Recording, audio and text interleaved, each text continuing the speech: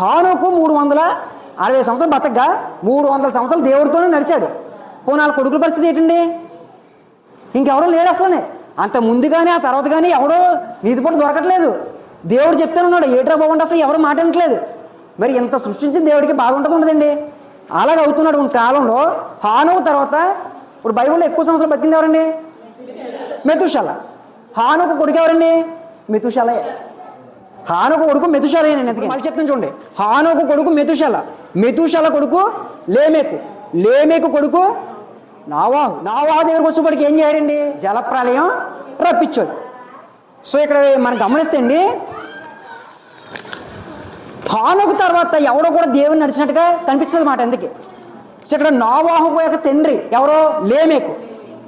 లేమేకు జలప్రలయానికి 5 సంవత్సరాల ముందు చనిపోతాడండి. అంటే జలప్రలయం కాలం నాటికి లేమేకు నావాహు తండ్రి ఉన్నాడా లేడా? జలప్రలయం ఒక 5 సంవత్సరాల తర్వాత వస్తుందంటే ఇప్పుడు చనిపోయాడు. ఎవరో? లేమేకు. అంటే ఎవరో? నావాహు తండ్రి. నావాహు వాళ్ళ నాన్న జలప్రలయానికి 5 సంవత్సరాల ముందే చనిపోయాడండి. ఏమండి? అయితే నావాహు యొక్క తాత మెతుషాల, మెతుషాల మాత్రం జలప్రలయానికి ఉన్నాడండి. కానీ జలప్రలయంలో ఎక్కింది ఎవరండి?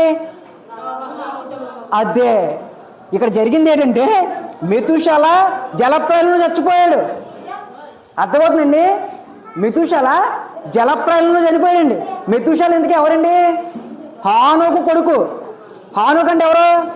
300 సంవత్సరాలు దేవుడితో నడిచాడు మరణం చూడకుండా అని సాక్ష్యం పొందినటువంటి హానోకు యొక్క కొడుకు జలప్రలయంలో చచ్చిపోయాడండి. మరి దీన్ని బట్టి అర్థం చేసుకుని ఆ రోజు వాళ్ళు దేవుడి మాట ఎవరైనా విన్నారా? హానోకు దేవునితో నడిచాడని సాక్ష్యం పొందిన హానోకు కొడుకే జలప్రలయంలో చచ్చిపోయాడండి. హానోకు కొడుకు జలప్రలయంలో చచ్చిపోవడం అంటే అసలు ఇంకెవరు మాట్లాడినాడు? ఎందుకని? కాబట్టి అప్పుడు దేవుడు ఏం చేశాడంటే పనికిరాని చెత్త అందరినీ కూడా తీసేద్దామని డిసైడ్ చేసుకున్నాడండి. ఏమండి?